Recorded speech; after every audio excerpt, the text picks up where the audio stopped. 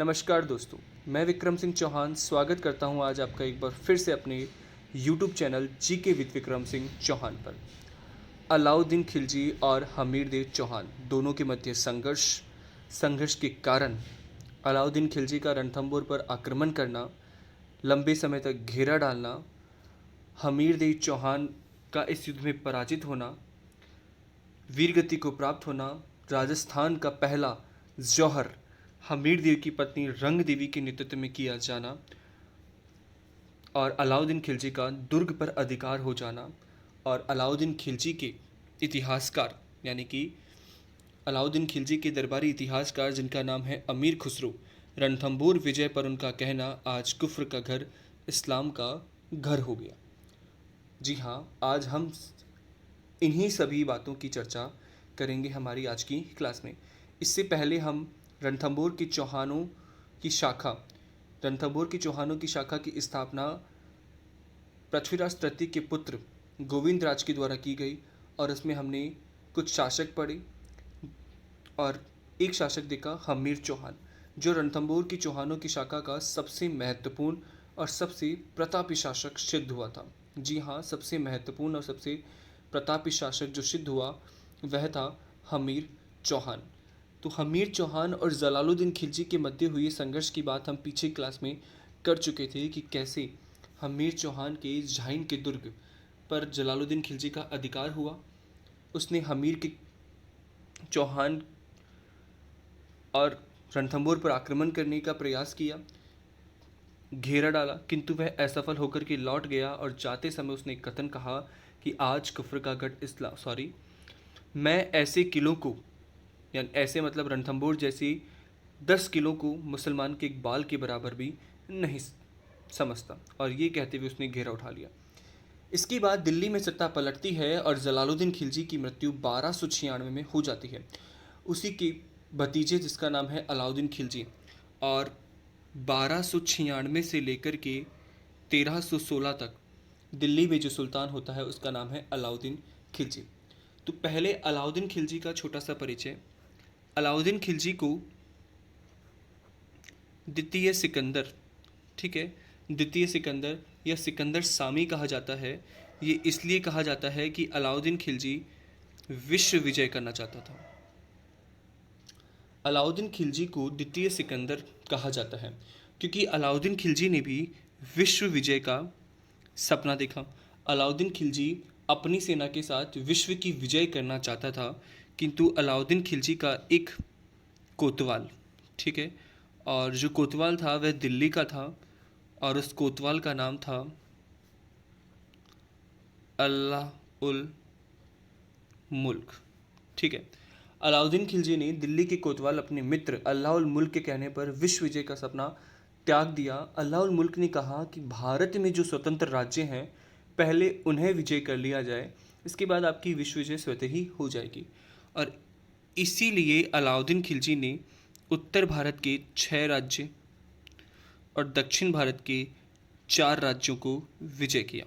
उत्तर भारत के 6 और दक्षिण के 4 राज्य। तो मैं यहाँ आपको उत्तर भारत के 6 राज्यों के नाम बता देता हूँ।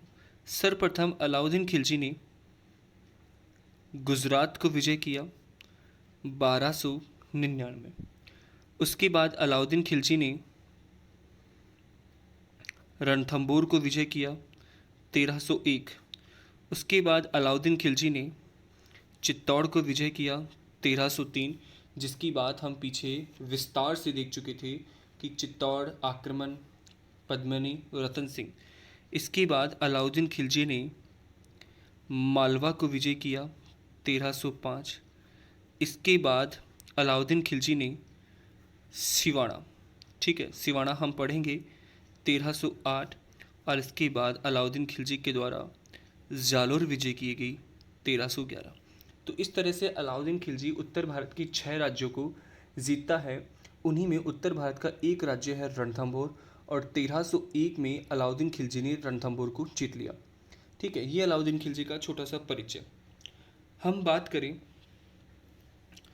अलाउद्दीन खिलजी के हमीर पर, अलाउद्दीन खिलजी के रणथंभौर पर आक्रमण। तो ये अलाउद्दीन खिलजी का छोटा सा परिचय, और इसी में हम छोटा सा परिचय देख लेते हैं हमीर का भी। हमीर ने अपने जीवन में 17 युद्ध लड़े। हमीर प्रतापी शासक थे चौहान शाखा के। हमीर ने अपने जीवन में 17 युद्ध लड़े, जिसमें से हमीर ने 16 युद्ध जीते। अंतिम युद्ध उसका 17वां युद्ध 1301 में अलाउद्दीन खिलजी के साथ था, जिसमें वह पराजित हुआ। तो 17 युद्धों में से 16 युद्धों को हमीरदेव चौहान ने जीता, एक युद्ध में वह पराजित हुआ।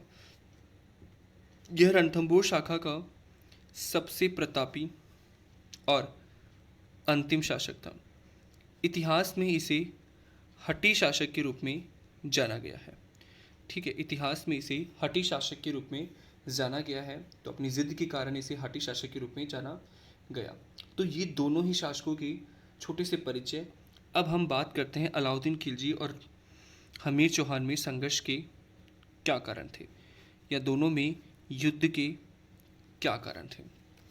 तो अलाउद्दीन खिलजी और हमीर देव चौहान में युद्ध के कारण, पहला कारण ये था कि रणथंभौर पर कुछ समय के लिए दिल्ली सल्तनत के सुल्तानों का अधिकार हुआ था।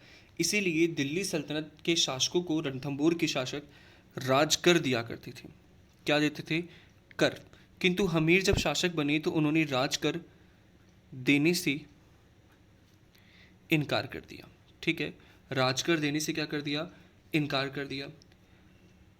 अलाउद्दीन खिलजी के दरबार में एक व्यक्ति जिसका नाम है मोहम्मद शाह, और एक इसका सहयोगी है केहब्रू।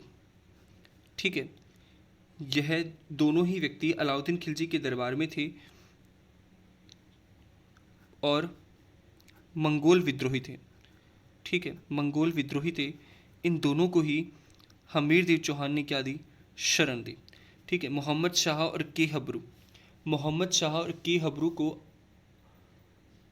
हमीर देव चौहान ने अपने दरबार में शरण दी। अलाउद्दीन खिलजी ने मोहम्मद शाह और केहब्रू को पत्र भेजकर हमीर देव चौहान से मांगा, किंतु हमीर देव चौहान ने देने से इनकार कर दिया। ठीक है, इसलिए हठी शासक कहलाए हैं। हमीर देव चौहान ने देने से इनकार कर दिया, जो कि अलाउद्दीन खिलजी का रणथंभौर पर आक्रमण का एक कारण बना। ठीक है, तो यह भी एक महत्वपूर्ण कारण है। एक पुस्तक जिसका नाम है हमीर हट, एक पुस्तक जिसका नाम है हमीर हट। तो हमीर हट में अलाउद्दीन खिलजी के रणथंभौर पर आक्रमण का जो कारण बताया गया है, वह कारण ये है कि अलाउद्दीन खिलजी की एक मराठा बेगम थी जिसका नाम था चिमना। अलाउद्दीन खिलजी की एक मराठा बेगम थी जिसका नाम था चिमना, और हमीर हट में ये कहा गया है कि अलाउद्दीन खिलजी की मराठा बेगम चिमना और मोहम्मद शाह दोनों में प्रेम प्रसंग चल रहा था, और दोनों मिलकर के अलाउद्दीन खिलजी को मारना चाहते थे। किंतु इसकी खबर अलाउद्दीन खिलजी को पहले ही मिल जाती है, और मोहम्मद शाह अलाउद्दीन खिलजी से बचने के लिए हमीर की शरण में चला जाता है। इस वजह से हमीर और अलाउद्दीन खिलजी में युद्ध या आक्रमण होता है, क्योंकि अलाउद्दीन खिलजी को हमीर देव चौहान ने मोहम्मद शाह को देने से इनकार कर दिया। तो ये कुछ कारण थे अलाउद्दीन खिलजी और हमीर देव चौहान में आक्रमण के, युद्ध की। ठीक है, सबसे पहला पॉइंट है रणथंभौर आक्रमण। ठीक है, रणथंभौर आक्रमण 1299 में अलाउद्दीन खिलजी ने, ठीक है, 1299 में अलाउद्दीन खिलजी ने अपने सेनापति नुसरत खां, उलग खां और अलब खां, ठीक है, अलाउद्दीन खिलजी के 3 सेनाधिकारी, या इन तीनों के नेतृत्व में 1299 में, इन तीनों के नेतृत्व में 1299 में रणथंभौर विजय के लिए सेना भेजी। ठीक है, अलाउद्दीन खिलजी ने नुसरत खां, उलग खां, अलब खां तीनों के नेतृत्व में रणथंभौर विजय के लिए एक सेना भेजी।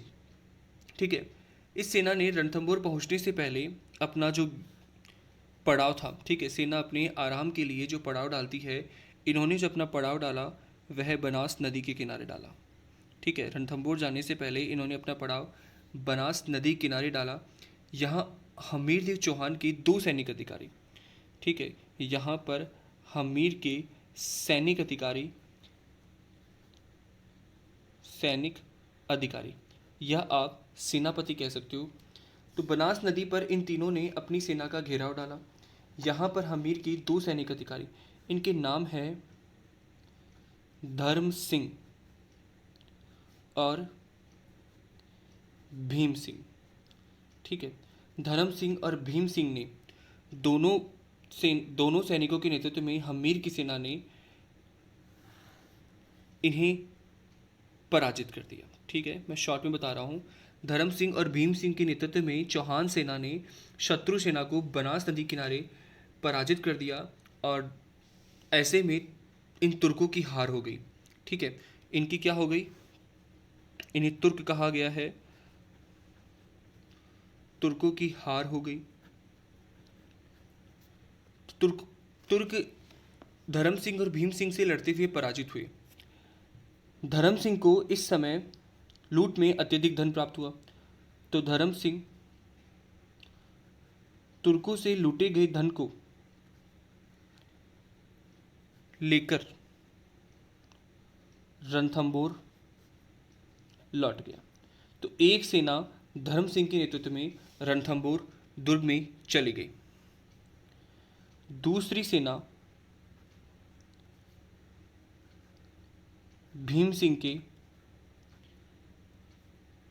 नेतृत्व में दुर्ग की ओर चली। ठीक है, तो एक सेना धर्म सिंह के नेतृत्व में और एक सेना भीम सिंह के नेतृत्व में दुर्ग की ओर चली। ऐसे में तुर्क सेनापति अलप खां ने भीम सिंह की लौटती हुई सेना पर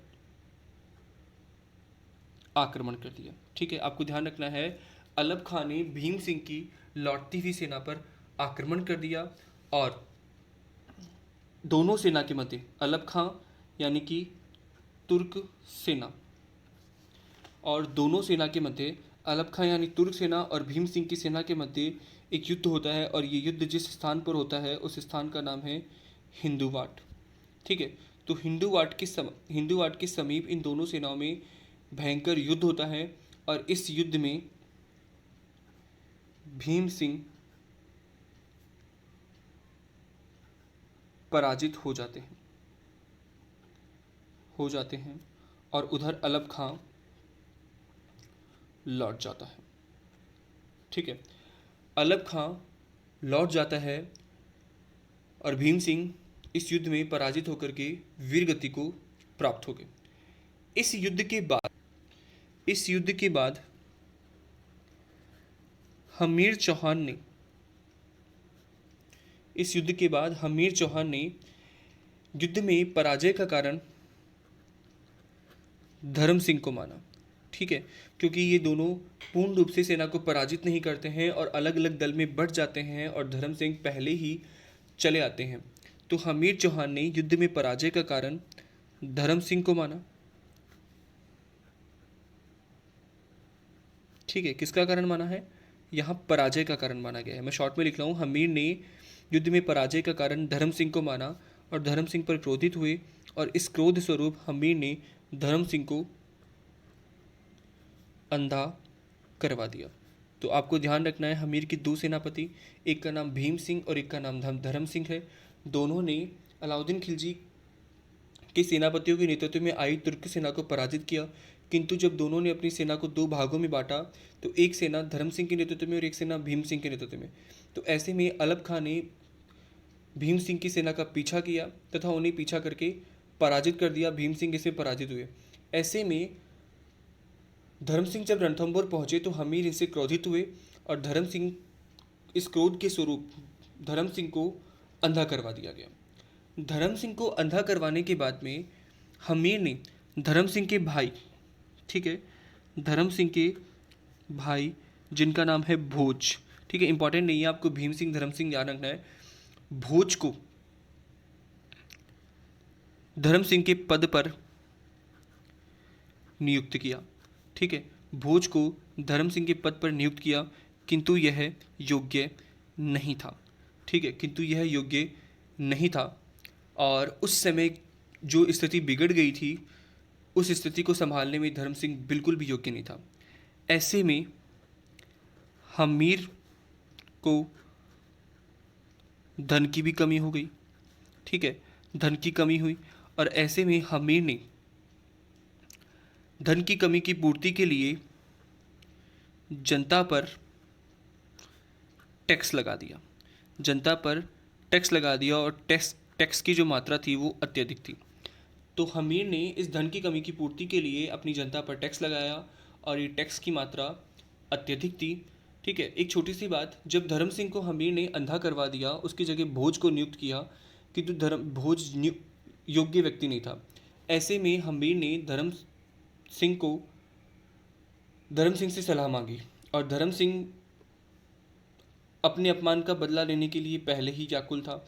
तो ऐसे में धर्म सिंह के कहने पर ही हमीर ने अपनी जनता पर टैक्स का भार लाद दिया, और टैक्स के भार के स्वरूप हमीर अपनी जनता में अलोकप्रिय होता चला गया, ठीक है। अपनी जनता में हमीर क्या हो गया, अलोकप्रिय हो गया, जिसका कारण क्या था, हमीर के द्वारा अत्यधिक मात्रा में जनता से टैक्स वसूलना, ठीक है। और हमीर की प्रजा में असंतोष बढ़ गया। बाद में हमीर ने रत्तीपाल, ठीक है, बाद में हमीर ने रत्तीपाल को अपना सेनानायक या दंडपाल या सेनापति बनाया, ठीक है। देखो हमीर के आपके पास सेनापति कौन आ गए हैं, एक का नाम है धर्म सिंह, एक का नाम है भीम सिंह, एक का नाम है भोज, एक का नाम है रतिपाल, ठीक है, एक का नाम क्या है रतिपाल, और एक और होगा रणमल। ये सभी हमीर के सेनानायक सेनापति के पद पर कार्य कर चुके हैं। तो अब हमीर ने रतिपाल को अपना दंडपाल बनाता है, किंतु रतिपाल भी योग्य व्यक्ति ना निकला। इसके बाद नुसरत खां और उलुग खां, ठीक है, यह अलाउद्दीन खिलजी के सेनापति। जब अलाउद्दीन खिलजी को ज्ञात हुआ कि रणथंभौर के अंदर इस तरह की स्थिति बनी हुई है कि कोई भी योग्य सेनानायक नहीं है, हमीर जनता पे अलोकप्रिय होता चला जा रहा है, और अलाउद्दीन खिलजी भी अपनी इस पराजय, यानी कि जब पहली बार उसने आक्रमण किया था अपने सेनानायकों के नेतृत्व में, तो उसका बदला लेने के लिए उसके पास उचित समय था। तो ऐसे में अलाउद्दीन खिलजी ने नुसरत खां और उलुग खां के नेतृत्व में एक सेना पुनः रणथंभौर भेजी, ठीक है। यह अब अलाउद्दीन खिलजी के द्वारा दूसरी बार सैनिक अभियान किया जा रहा है, किसके विरुद्ध, हमीर देव चौहान के विरुद्ध, ठीक है। ये दूसरी बार अलाउद्दीन खिलजी के द्वारा सैनिक अभियान किया जा रहा है नुसरत खां उलुग खां के नेतृत्व में रणथंभौर में हमीर देव चौहान के विरुद्ध। नुसरत खां और उलुग खां रणथंभौर से पूर्व या रणथंभौर जाने से पहले महत्वपूर्ण, ठीक है, हमीर देव चौहान का महत्वपूर्ण किला जिसका नाम है झाइन का किला, ठीक है, झाइन के किले पर क्या कर लिया, अधिकार कर लिया। झाइन के किले पर अधिकार कर लिया। इसी झाइन किले को रणथंभौर दुर्ग की कुंजी कहा जाता है, जिसकी चर्चा पीछे की क्लास में हो चुकी है।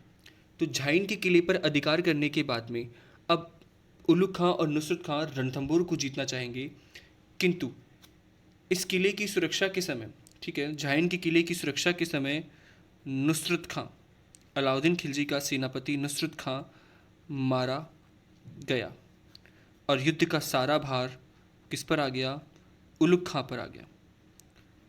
ठीक है, रणथंभौर पर आक्रमण या युद्ध का सारा भार उलुग खां पर आ गया। तो नुसरत खां के मर जाने के बाद में उलुग खां ने अलाउद्दीन खिलजी को खबर दी कि हमें और सेना की आवश्यकता है, क्योंकि अब हम रणथंभौर को विजय करना चाहते हैं। ठीक है, और उधर हमीरदीव चौहान का पक्ष थोड़ा मजबूत हो गया, क्योंकि उसने तुर्कों के एक सेनापति नुसरत खां को मार दिया था।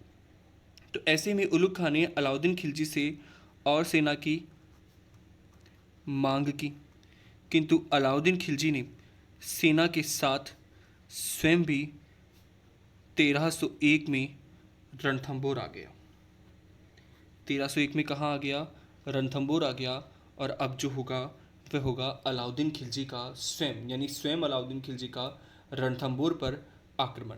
लेकिन इसकी बात करेंगे हम आगे की क्लास में। आज के लिए हमारे पास अलाउद्दीन खिलजी और हमीरदीव चौहान के मध्य संघर्ष। ठीक है, तो कल हमारी क्लास के बाद में, ठीक है, तो हमीरदीव चौहान और अलाउद्दीन खिलजी, मैं वापस से रिवाइज करता हूँ। 1296 से 1316 के बीच में अलाउद्दीन खिलजी दिल्ली का सुल्तान था। अलाउद्दीन खिलजी को द्वितीय सिकंदर या विश्व विजेता कहा जाता है, क्योंकि वह सिकंदर महान की तरह विश्व विजय करना चाहता है। किंतु अपने कोतवाल अल्लाह उल मुल्क के कहने पर अलाउद्दीन खिलजी ने विश्व विजय का सपना त्याग दिया और उसने उत्तर भारत के 6 और दक्षिण भारत के 4 राज्यों को विजय किया। सर्वप्रथम उसने गुजरात, उसके बाद रणथंभौर, चित्तौड़, मालवा, सिवाना और जालौर, और दक्षिण के भी अलाउद्दीन खिलजी के सेनापति मलिक काफूर ने 4 राज्य विजय किए, जिनके अंदर वारंगल था, देवगिरी था, पांड्य था और होयसेल राज्य थे। तो इन 4 राज्य जो दक्षिण के थे उन्हें भी अलाउद्दीन खिलजी के द्वारा या अलाउद्दीन खिलजी के सेनापति मलिक काफूर के द्वारा विजित किया गया था। हमीरदीव चौहान ने अपने जीवन में 17 युद्ध लड़े, जिनमें से 16 जीता और 17वां युद्ध अलाउद्दीन खिलजी के विरुद्ध वह पराजित हुआ। हमीर इस वंश का सबसे प्रतापी और अंतिम शासक था, इसे हड्डी शासक भी कहा गया था। अलाउद्दीन खिलजी और हमीर में युद्ध का जो कारण था वह था हमीर के द्वारा सल्तनतकालीन शासकों को कर न देना। हमीर ने अलाउद्दीन खिलजी के मंगोल विद्रोही को शरण दी, जिसमें मोहम्मद शाह और के हब्रू था। हमीर हट में मराठा बेगम हमीर हट में बताया गया है कि अलाउद्दीन खिलजी की मराठा बेगम चिमना और मोहम्मद शाह में प्रेम संबंध था। मोहम्मद शाह अलाउद्दीन खिलजी के दरबार में था। जब अलाउद्दीन खिलजी को इन दोनों के प्रेम प्रसंग के बारे में पता चला तो मोहम्मद शाह वहाँ से भाग गया और हमीर की शरण में आ गया। तो ऐसे में 1299 में नुसरत खां, उलुग खां, अलग खां, अलाउद्दीन खिलजी के सेनानायकों द्वारा रणथंभौर पर विजय के लिए एक अभियान किया गया। किंतु रणथंभौर जाने से पहले ही बनास नदी के समीप इन्होंने जहां अपना घेरा डाला, वह हमीर के सैनिक अधिकारी धर्म सिंह और भीम सिंह ने इन्हें पराजित कर दिया। और ऐसे में पराजित करने के बाद धर्म सिंह और भीम सिंह 2 भागों में बढ़ते हैं। धर्म सिंह युद्ध में प्राप्त लूट का माल लेकर के रणथंभौर की ओर रवाना होते हैं और एक सेना भीम सिंह के नेतृत्व में पीछे आ रही थी। अलग खां ने भीम सिंह को कमज़ोर पाया और भीम सिंह पर आक्रमण कर दिया हिंदूवाट नामक स्थान पर, और यहाँ भीम सिंह की क्या हो जाती है? मृत्यु हो जाती है। तो भीम सिंह की इस मृत्यु का जिम्मेदार हमीरदेव चौहान के द्वारा धर्म सिंह को ठहराया गया और धर्म सिंह को हमीरदेव चौहान ने अंधा करवा दिया। ठीक है, इसके बाद हमीर ने अपना सेनानायक उस धर्म सिंह के भाई भोज को बनाया, किंतु वह योग्य नहीं था। ऐसे में हमीर ने पुनः धर्म सिंह से सलाह ली और धर्म सिंह के कहने पर हमीर ने अपनी जनता पर टैक्स की मात्रा में अत्यधिक वृद्धि कर दी। ठीक है, हमीर ने अपना नया सेनानायक या दंडनायक रतिपाल को बनाया। ठीक है, तो जब रणथंभौर में स्थिति थोड़ी कमज़ोर थी तो ऐसे में अलाउद्दीन खिलजी को रणथंभौर विजय का सपना नजर आया और उसने नुसरत खां, उलुग खां के नेतृत्व में पुनः एक सेना रणथंभौर भेजी। नुसरत खां और उलुग खां इस समय पूरे जोश और बड़ी सेना के साथ आए थे। तो इन्होंने रणथंभौर से पहले झाइन के किले पर अधिकार कर लिया। झाइन के किले को रणथंभौर की कुंजी कहा जाता है। और जब झाइन के किले पर अधिकार हुआ तो नुसरत खां इस आक्रमण के समय मारा गया। ठीक है, नुसरत खां की मृत्यु हो गई। ऐसे में उलुग खां ने अलाउद्दीन खिलजी से और सेना की मांग की कि हमें और सेना चाहिए, क्योंकि हम रणथंभौर पर चढ़ाई करना चाहते हैं। अलाउद्दीन खिलजी ने स्थिति को गंभीर समझा और स्वयं 1301 में रणथंभौर के लिए प्रस्थान किया और रणथंभौर आकर के रणथंभौर किले का घेरा डालेगा।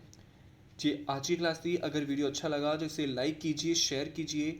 सभी राजस्थान कंपटीशन की एग्ज़ाम की तैयारी करने वाले बच्चों के लिए वेरी वेरी इंपॉर्टेंट वीडियो, जो कि राजस्थान हिस्ट्री है, राजस्थान हिस्ट्री और राजवंश। धन्यवाद।